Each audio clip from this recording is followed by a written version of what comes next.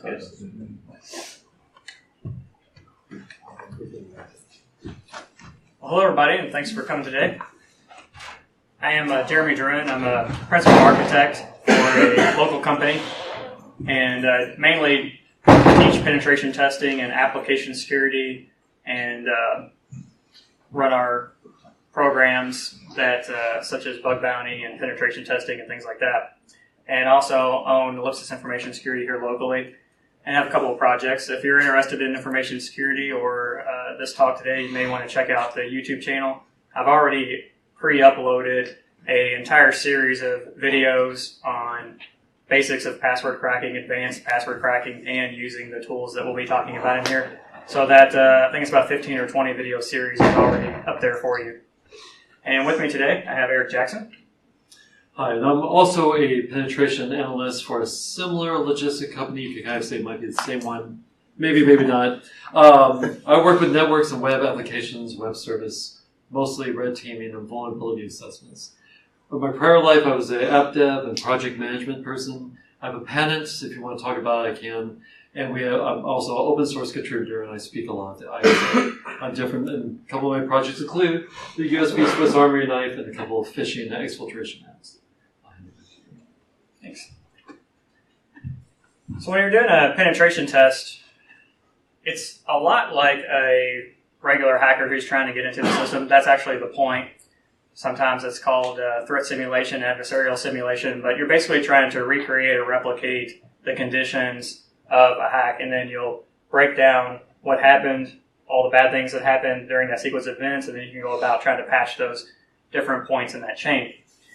And penetration testing is unlike regular hacking in that you have a very short window to get the work done. So you get a small scope to work on typically, and you've got maybe 1 week, maybe 2 weeks at the outside to get the job done. And at that point, it's time for you to write your report. So there's no hanging around for months and months and months and figuring stuff out. You basically got to get in there, get the job done, and get out. And therefore, automation is very important to us because there's a lot of repetitive tasks. And one of those particular repetitive tasks is password cracking.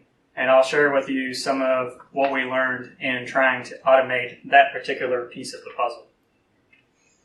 Now, ideally, I'd really like to get to this point, and we're working on it, but we haven't quite got there yet. So right now what we have is a series of the steps automated, and like I said, one of those is password cracking, and then we've also made some efforts to automate the report writing and some other parts as well. Well, the first question is this task one of those ones that can be automated?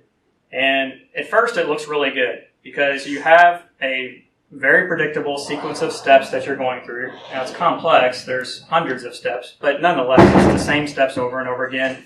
You start with this word list and try that, and then you try this dictionary in combination with this rule and this other dictionary in combination with the same rule and those dictionaries with the different rules and so on and so forth. And by the time you get done, there's probably on a basic password cracking engagement, you're looking at around 130 to 150 steps.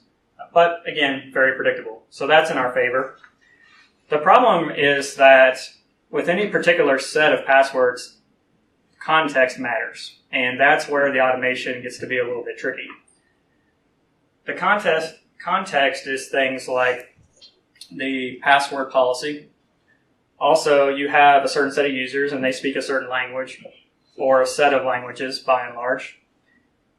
The password policy itself dictates things like the minimum password length, the complexity that it has to attain, and the expiration date. And all of those induce some sort of pattern, some kind of behavior on the users that are using the system. So if you take the rules and dictionaries that you tried for one set of passwords that maybe worked really well, maybe you got 80% of them cracked and just had a fantastic time of it. You can take that exact same scenario and apply it to the next pen test and not get any passwords at all because of this context that's built in. So what you end up doing, or at least what we ended up doing, was we tried to figure out if there were certain patterns that were applicable across all the password sets. And it turns out, not really. There was some research done in this area by CoreLogic And they did a great job of figuring out what the most common 100 patterns are. And they published that work under their Pathwell project, which you can check out. It's still online. And they figured out that there's basically 100 different patterns that people follow on average. And I want to say they got about 50% of passwords covered in these 100 patterns that they came up with. So that's pretty good. But that was based on a large set of passwords across a whole lot of systems. It wasn't necessarily about the system you're working on today. So depending on how the system in front of you is behaving, that type of general research maybe is a great fit, or maybe it's not. It's just going to be a matter of luck.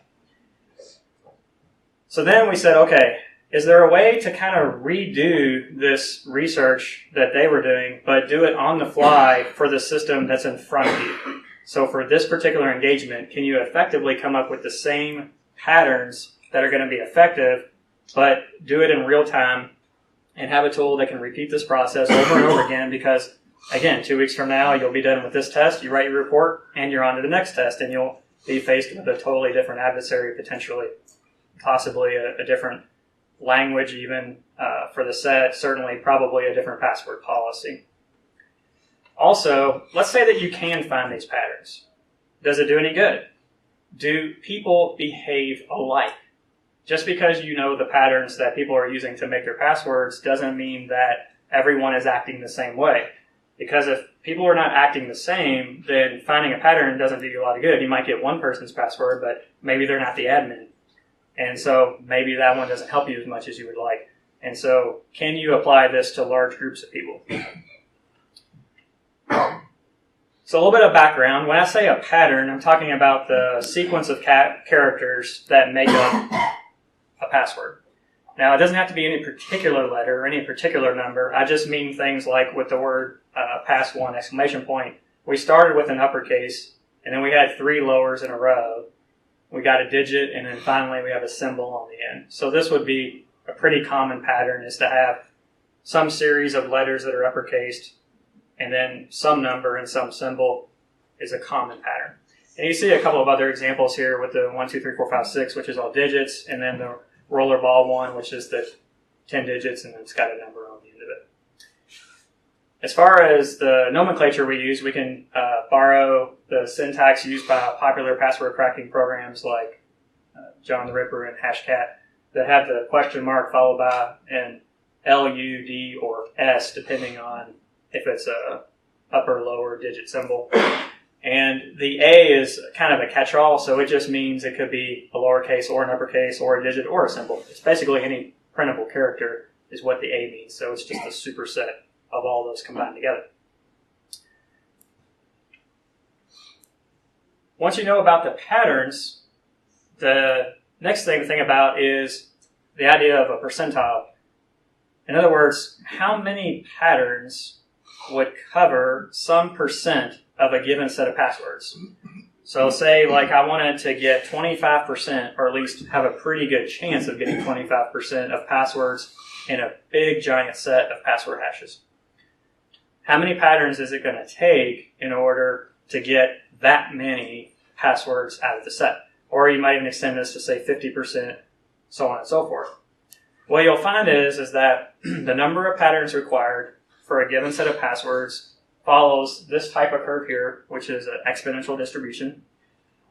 Depending on the system and how good your password cracking is and so forth, the curve is going to kind of mangle a little bit one way or the other, but it's generally going to be a ski slope. And it may have a little bit of a funny shape depending on the situation. So I got a quiz for you. And if you've caught my presentation on ByePass, this is a different example, so that answer won't work. So take 72 million passwords, taken just from a whole lot of different systems. So we're talking pretty generic here. And let's say that I set the percentile for you at 50%. So that means you need to figure out what patterns it takes to get 50% of those 72 million passwords, which is about 36 million, give or take. How many patterns would you all guess it takes to get that huge group of passwords? Any ideas? Starting number? 5. 5. Okay, we got 5 to start with. Optimist, I like it. 100. 100? That's a pretty good guess, too. 3? Ooh, man. You have way more faith than I won't be able to deliver on that one. So, any other guesses? We haven't got the right answer yet, but you're surrounding it. All right, so it actually takes about 21 patterns to cover 36 million. So the optimists definitely win. And what we end up seeing is if you really only need like a whole bunch of passwords, but not even half, then really about 6 patterns will do, because we hit the 25% mark when we reach pattern number 6. Now these statistics are biased in one way. These passwords that were used in this example were taken from a huge number of password breaches, which means you had a whole lot of different password policies, a whole lot of different users, all coming together. And what that tends to do is it tends to make it to where you actually need more patterns than less, because you have a larger group of password policies and stuff that you're trying to cover. So if you thought it was bad when you first saw this slide, it's really bad when you hear that this is actually made up from a whole bunch of different systems, and theoretically we should need a few more patterns to kind of compensate for the fact that different systems were contributing their passwords.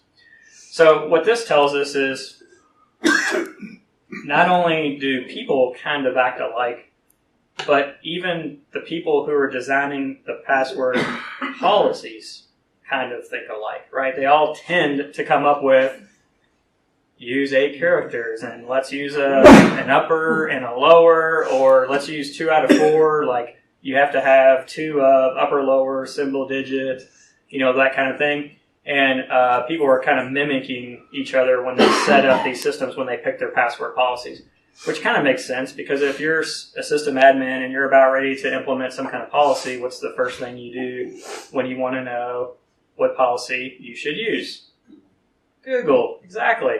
And what you'll get is, by the nature of Google itself, is you'll get a consensus, right? Because that's kind of what Google does in a sense, is it brings up the most relevant search results according to its algorithm, which most people are going to see. And so you sort of end up getting this confirmation bias built in where people start acting alike. And these were certainly no exception. If we break down that set into a picture, we get a diagram that looks kind of like this. So you can kind of imagine the distribution curve here, and the part that's colored in there on the left, that thin little part that's colored in, is the 50%. And you can see, compared to the entire width of that curve, how narrow that little band is. But we kind of already knew that, right? Because we already knew that it only took 21 patterns out of hundreds of thousands of patterns in order to represent the 50%. What's really interesting is, take a look at how many patterns there are. There's 412,000 patterns needed to cover 72 million passwords.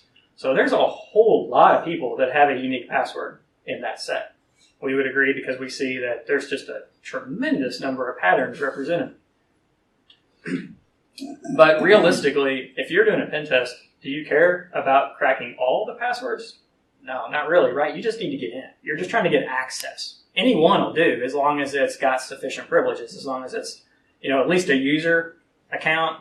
If not, an admin account would be nice, but, at least a user account, right?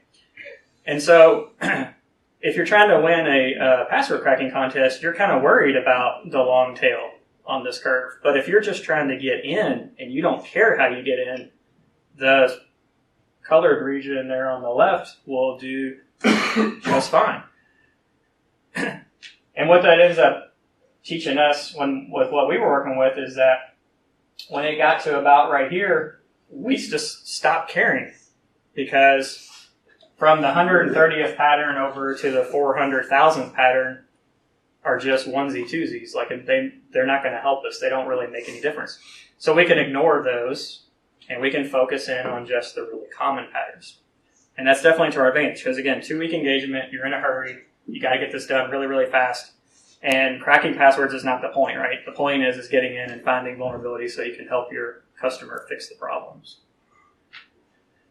Well, it turns out this pattern actually holds up.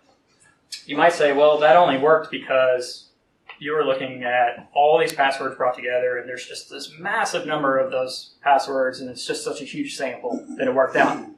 But I looked at small samples like the Facebook and Hotmail dumps that were out there, and I looked at some bigger samples like the singles.org and the MySpace, and also took a look at some other combinations, the RockU dictionary that's so popular.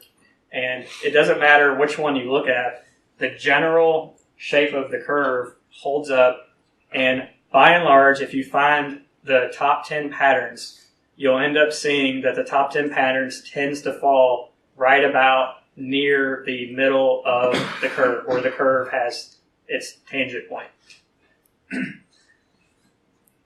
So I got a demo for you to kind of illustrate some of this.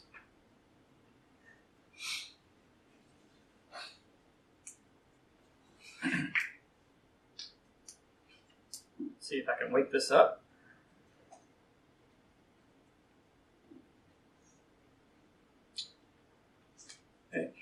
So I went to Ryan Bowe's site. He has some password dumps that were already turned into text files that you could just download. His site is skullsecurity.com. And I grabbed some of those ones that I showed you, plus a couple of other ones. I also went out to Mark Burnett's site and grabbed his, I guess you pronounce it Zato, it's X-A-T-O. That's where I ended up getting the 72 million password set. And so appreciate those two folks putting those out there so that I could grab those. The software package that we wrote based on what we learned is called ByePass. And ByePass will automatically take a set of hashes. It will run through those 130 steps I described, get as many passwords as it can based on several different languages and a whole lot of different rules. And then it'll apply this analysis to figure out what the patterns are so that it can go about taking it to the next level. The program that is inside of the ByePass package that does the actual analysis for ByePass is called Pastime. And so I'll show you Pastime. And this is all available for free on my GitHub.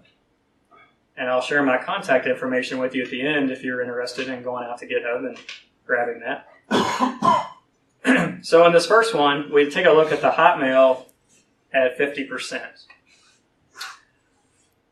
So the first thing that Pastime does is it'll draw an approximation roughly of the exponential distribution curve. Now it's ASCII art, so it's really crude, but it gives you a general idea. And we can see that the first pattern is worth 9% all by itself, and then the second pattern gets you another about 7%, so you're already up to 15% just in a couple patterns. I had told it that I was interested in a 50% percentile. That's what the 0.5 represents. And so these 9 patterns are the ones that you would need in order to get half of that set.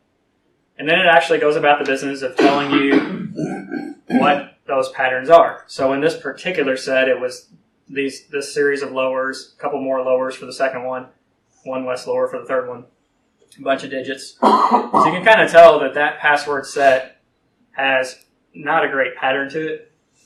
And one thing about users is they will definitely live down to your expectations. So whatever pattern you pick is pretty much going to be the pattern that's going to be number 1 in the percentile. So if you tell folks, hey, you've got to pick upper, lower, and digit, and you tell them it has to be 9 characters, you can bet pattern number 1 or number 2 is going to be U, L, L, L, L, L for 7 times and then followed by, or 8 times followed by a D. Because not only do users do exactly what you tell them, even though you're not really trying to tell them something with their password policy, but you are, they literally keep it in order. So they always do the upper first on average, followed by the lowers on average, and then followed by the digits on average, and then the symbols on average. So unfortunately, they are somewhat predictable as a group. Now, an individual, that's a whole different story. So what you'll notice is that when hackers go after particular people, they're not so predictable. And that's why you'll see things like spear phishing and other techniques being used, because guessing a particular person's password, not that easy. But guessing what the group did on average, very easy. They'll just follow the pattern exactly. You'll see the actual mask printed out down here at the bottom, and that's mainly just in case you need them in the form of a list. All right. So now let's take it up to the 90th percentile. So I'll show you the 90% of the same set, and it's pretty remarkable what happens. Get this huge number of patterns that you would have to get to the 90th percentile. So what's basically happening here is, on average, people, that's plural, do behave somewhat alike, but persons don't. So as you get trying to cover more and more passwords, you're running into more and more unique individuals who don't act like the herd. And you're picking those up, and you're getting that long tail on that exponential distribution curve. So the pattern holds up really well right down through the 50th percentile. That's here under the CP column. CP is the cumulative. But in order to go from 50 to 90, you really got to work hard. Now again, if you're trying to get all the passwords, that would be important to you. But if you're just doing pen testing and you just need some, don't worry about it. Just focus in on the top 10 patterns, get the access you need, and move on with your test. So another set is MySpace, and this one's getting a little bit dated now, but it's got a lot of passwords in it, so I kind of like it for that reason. By dated, I mean the policy is old because MySpace is old. In this case, it took 12, and we ended up figuring out that the 12 patterns mean that they had a little bit better of a policy at that time compared to what the Hotmail did at their time. Of course, Hotmail's policy is better now. In fact, they have two-factor today, but this is years ago. And but it's still not that many more to get to 50th percentile. So we try to take it out to the 90th, and again, just an absolutely huge number. And it just continues to emphasize that a big chunk of users will behave exactly like each other in any large user community. And then the individuals start to stand out after you get to about the 50 percentile mark. So what do we learn from this? Well, we learned this is a useful technique to use if you're just trying to get a few passwords and you don't care about getting all of them. Works great.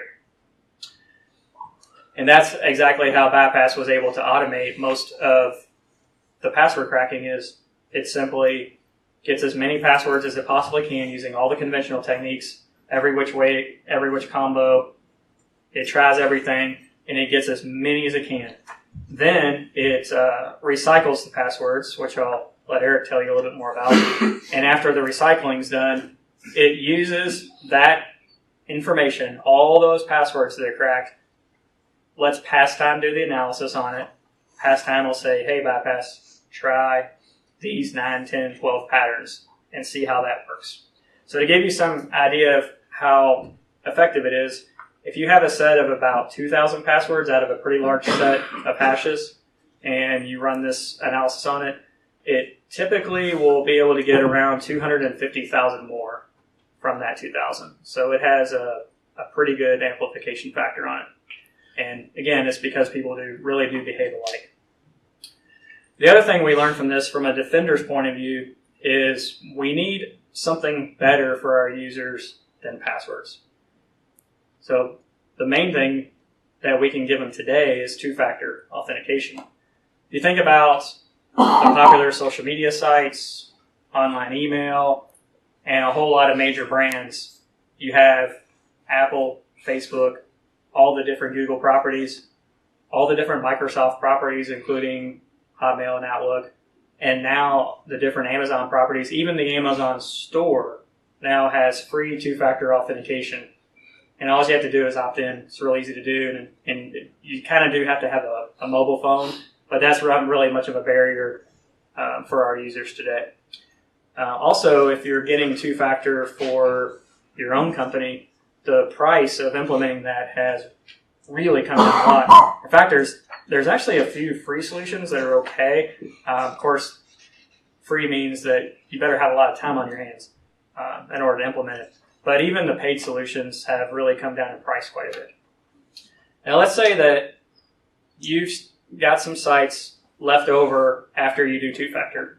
So you go home and you go through all your social media, Twitter, LinkedIn, Facebook, the whole 9 yards, and you get all your two-factor set up on those. You go through all your email accounts, get it set up on those, and you've done everything you can. You still got a few sites left over at the end of the day, and they don't have two-factor available for you. What you can back down to is using a password manager. So you can get a password manager like a LastPass or a 1Password or whatever brand you want. And you can let those tools generate the password for you. They effectively generate more or less random passwords. So they're not going to fit any kind of a pattern like you would see presented here today. And because of that, you won't be able to use techniques like this in order to get that. Now, I still would recommend two-factor because we're only talking about one particular attack here. We're talking about just guessing the password effectively, right? There's still interception. There's still phishing. There's other ways to get passwords besides just this one technique. So you still want to have that two-factor. Just having a random password won't save you from interception or disclosure. But on the sites that can't support two-factor, the best thing you can do is try to get the password manager set up. Then you can use these crazy passwords that you would never be able to remember in a million years anyway, and let the password manager handle the storage. Naturally, you would have to have two-factor on the password manager, but most of them pretty well force it on you nowadays. They nag you until you do it. So, all right. And I did leave out a little bit about that recycling technique, so let me turn it over to Eric, and he'll explain recycling. Thank you. Working with on this project with Jeremy was great because we share a lot of the same interests, and this was one where we can kind of collaborate. I'd already put some effort in ByePass before, mostly because my daughter told me when I told her why I did, she's like, I bet I can think of a password you can't guess. And she was right. She came up with an anime character. That's why ByePass now has an anime dictionary, so you can thank my daughter for that. What we wanted to do was automate password cracking. As we said, and as Jeremy's mentioned before in different presentations, pen testers are lazy in a good way. We want to make it the best use of our time because we have to focus very clearly on the deadlines that we have. The recycle technique that was proposed was we would generate guesses from passwords that were already cracked and generate new words that would be new entities the rules would apply on. It's sort of a magical alchemy where we're taking something out of nothing and getting more from it. What I mean by that is look at this password here. We're chopping things off to the right, and each time we do, that's a new character or a new word. It also can be made into some additional words. It could be lowercase, and it can have a root word. For example, the root word here is password, which also could be a root word, or a lowercase. As we put these words together, we remove any sort of duplicates, and those were put back into the password list. There's a lot to unpack there, so let's really talk about what we did and how we applied it. Now, we both are scientists at heart. We wanted to apply this because we knew something was there, but we wanted to find out how effective our theory was and where it was most effective. So the best thing to do is, apply the scientific method. You have your baseline, your control group, and then you control for variables. If you want to do this at home, here's the procedure. I'm sure everyone will do that tonight, right? No? Okay, well, when you do, you obtain John the Ripper, get the jumbo version. And I'm going to put ByePass into the picture right now. And we'll include one rule to roll them all in the configuration, which I'll explain that to you in a bit. If you're not familiar with rules, we'll do a quick overview. Then assemble a large dictionary. What dictionary we use is we took all the dictionaries that were in ByePass, combined them into one massive Uber dictionary, uniqued and sorted to get rid of any sort of duplicates or passwords that overlap. Then we took baseline counts for what was cracked with public dumps from LinkedIn and eHarmony. Now, in case you're not aware, these public dumps do not include anyone's ID with them. They're just the hashes. So we're not like finding IDs and then going off and spending people's money. This is just a way for us to baseline the process. Pretty standard way if you're going to test out a rule or just go against something that exists already. If you're going to run this directly, you'd run, here's our gigantic word list, one rule to rule them all, and then what we're cracking against. Pretty basic thing to run. The rounds, what we tested, and this is the experimental part, is how many we would chop off from the right. N being the number that we would chop off, and that would also be the name of the round. So we thought, let's do 5 rounds. I'll give you a spoiler. It didn't take more than 5 rounds to figure out where it was most efficient. We made a new word list with those many characters trimmed from the right. If we cut more from the length, then the password obviously was not included in the list. We would calculate the lowercase root word and lowercase of the word, and sort and unique it, and remove john.pot to attack it again. If you're not familiar with John the Ripper, I don't know anyone's experience here with John the Ripper. Do you know why we would remove john.pot? Because that holds all the hashes that have been cracked. So John's not going to waste any time when the hashes have already been cracked. We want to know the numbers that have been. So we remove the hashes that have been cracked and rerun it again. That way we'll see how many more were cracked. There's different ways to apply it, but that's the way that we did it. Incidentally, does anyone know why it's called john.pot instead of like john.txt? It was originally going to be called Jack, like Jack the Ripper, but the name would be jack.pot, I guess InfoSec humor. But kind of interesting trivia, if you have trivia night at your InfoSec pub, you can win some big money that way. Same password attack as before. So just looking at it from here, we combine the password list, combine them into that super password list, unique it, sort it, put it to John Jumbo. Same thing, except the big difference, I gotta use this thing. No, it's not where, is it top one? Always wanted to use this. We're adding that additional one that's recycling back into the bigger list. You might realize that list is going to get increasingly bigger every round. So, which is true, it will. But what we're doing, password lists are hard to come by. If you're like using cool to take stuff off a CEWL to get off password list off a person's website, how can you get more passwords? You can use existing password dictionaries. That's why I'm saying that we're doing sort of an alchemy. We're taking something and making it into more. So here we were chopping off from the right, passing it into John the Ripper using one rule to rule them all. If you're not familiar with rules, the idea is that you mangle these entities. Mangle's a word people don't like. It's the official word, though, where it expands the password in some way. It changes the case, adds numbers, symbols, applies those patterns that we just saw. The one rule to rule them all rule was put together by a group called Not So Secure, I think was the group. They have a GitHub. They took the top 25% performing rules from all the best rule sets they could. It results in a gigantic rule that takes forever for your browser to display. Best to curl it down to your PC and just include it into your config. It runs a longer time, but that's how we're running it for our baseline. So we're getting the 25% best rules in this way of determining what works best. Again, these rules apply individually to each one of those. So when you look at, I cannot drive this thing. Each one of those words is now going to be an entity unto itself, meaning that each rule will apply to itself. That's the magic to it.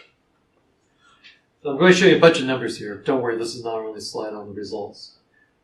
Down on the right, or left, you'll see the different password dumps we use. LinkedIn and eHarmony.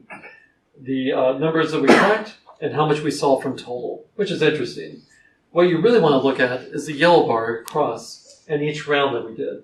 You can see immediately, I'm just chopping one character off the right, a 14% increase just from what we would have cracked normally. At eHarmony, that's 23%. And I want to emphasize, that's basically from nothing. That's for free, just by changing something a little bit. Look at N-2. Again, additional increase from the previous one, which I'll go into detail in a moment. And a total of 21% from LinkedIn and 35% increased amount of passwords just by doing that. Those first 3 rounds, you can see, right here, 40% increase from 3 rounds, which is fantastic. I would take that. additional 40% passwords cracked. Now, with all things watches, wine, when you spend money on it, eventually you get diminishing returns. We want to see what that diminishing return is, and you can kind of see it already at N-4 and N-5. It's kind of leveling off. This shows 24 to 25 to 25%. Really not great there. You can not really see it clear on these curves. And we would anticipate if you generalize this to other data sets or reproduce it yourself, we would expect the same type of curve. The first three, N-1, N-2, and N-3, are worthwhile investments because we are getting additional data or additional hashes cracked. It levels off very clearly with both of those data sets. Now that's a total crack per round. Look at the increase per round. Now the percent increase per round was determined by how many did we crack this time, subtract that from what we cracked before, and divide it by what we cracked before to get an efficiency rating per round. This is actually how much more per the baseline, how much we would crack if we didn't actually do this recycle technique. You can see that this average line mirrors exactly where we anticipate on this curve. It looks kind of similar to the other one. And it levels off very clearly on N-1, N-2, and N-3. You see a definite effect right there on that middle one. We have right at 30% crack on average is what we would anticipate just by doing this additional technique. Now I want to show the cost versus effectiveness. I wasn't on the pen test that we did this on, but we have burnt out a PC before cracking passwords. So it's a very intense process. If you use Hashcat, you'll know it has a temperature monitor. This is the reason why. It runs very hard on the processor, and it can harm your processor if you run it too long. So you want to know, not just from a time perspective, but processor perspective, what your expenses are and what you're getting for it. If you look at this graph here, you can see that we have an increasing cost, not a very fast acceleration. It's about 80% of the previous increase each time. And you can see that generally around here, it looks like we're getting something for it. You can barely see anything for the cost that we're getting here, and we're adding a lot more overhead to it. I really like this thing. I think I'm going to buy one just to play around with at home. So, so that it's not going to surprise you when I say that we recommended 3 additional recycles. And the way this would be incorporated in ByePass, which when I presented this to Jeremy, our findings, he incorporated into ByePass really quickly. Chop and rerun the password list that we get, place in the ByePass, and attack through John Jumbo. Remember, the whole point of ByePass is to make John the Ripper easier for you and save your time during that very short amount of time you have to attack a system. This doesn't add much additional time and gives you so many more passwords just from that. So as I said, recommended rounds for efficiency, 3 additional rounds for recycled. Your average increased effectiveness should be somewhere around the 35% range. Of course, your mileage may vary depending on your targets, depending on people's practices and strengths. If people have really difficult policies, maybe it'll be harder for you to get through. If they have really easy ones, you should have an even bigger increase. But generally speaking, an average of 35% is what we would imagine seeing. But even at N-1, the increase of 20% additional passwords, who's not going to take that? I'd take 20% right now. And how often do you get something for free? That's one of the great things about this. Now, here is something where we took the recycle technique and put it against eHarmony. Well, what kind of passwords would you have for eHarmony? Probably things like, I love you, I LUV you, I WVV you. Oh, it's so painful, but we put them all in there. And ran them through to see how much would crack. Now, if you look right here, we cracked 55 in the initial run, just without recycling anything. With recycle, that's nearly 2,000 more cracked just by recycling back, way above the percentage. And that is great because we're using a bunch of different additional patterns and using ByePass for what it does. That is astonishing. And that's when we knew that we really had something to show people. How do you run this now? Well, what's the big difference between a script kiddie and professional? We know as a professional how the tools are used. So we've given you the statistics, the scientific reasoning behind it. But we also want to make it easy for you. So just add that -R at the end of ByePass, and it'll do the recycle technique for you and do the full rounds. You don't have to specify anything further. It will run everything correctly for you. And that's why I go back to you. Thanks, Eric. Yep. So go ahead and throw our combined contact information up here, and the GitHub is my same handle, the Weaponized handle, same as the YouTube channel, and same as Twitter as well. And we'll leave this up here, and we'll go ahead and take any questions that you might have. Yes. You mentioned the process is pretty computationally expensive for processors and stuff. Yes. So I didn't know if you had considered CUDA framework to maybe make it faster, or maybe able to process more data. Yes, we looked into it. Pretty expensive to buy the is. GPUs, and I think the GPU prices went up because people are using them for crypto mining and stuff like that, and it kind of got out of hand there for a while, and they're still pretty expensive. So definitely looked into that. Also looked into using Hashcat. So TrustedSec has already written a tool based on Martin Boz's research that effectively does the same thing as ByePass, but for Hashcat. So if you do use GPUs, if you have access to them and you have the funds to back it up, we don't. If you do have GPUs, first of all, I would switch to Hashcat. And secondly, I would use Martin's tool, or the tool that they built based on what Martin had explained, because it's designed for GPU use. Our budget was a little bit lower. We had $0 and some good wishes and a hearty handshake. And so with that, we turned that into, we built a VM, and we ran the VM on a laptop. The first one, which Eric mentioned, we fried, so now we're running on the second one. And it's just a leftover laptop running VirtualBox or VMware or whatever. And that's why it was so important that ByePass work really smart, because we don't have a lot of horsepower to just brute force our way through it. And so we literally have millions of less CPU cycles than what you're talking about having available. And because of that, we had to be really careful with how we use those CPU cycles. And that was the original driver behind why we got into doing all this in the first place, is figuring out how to do more with less. Any other questions?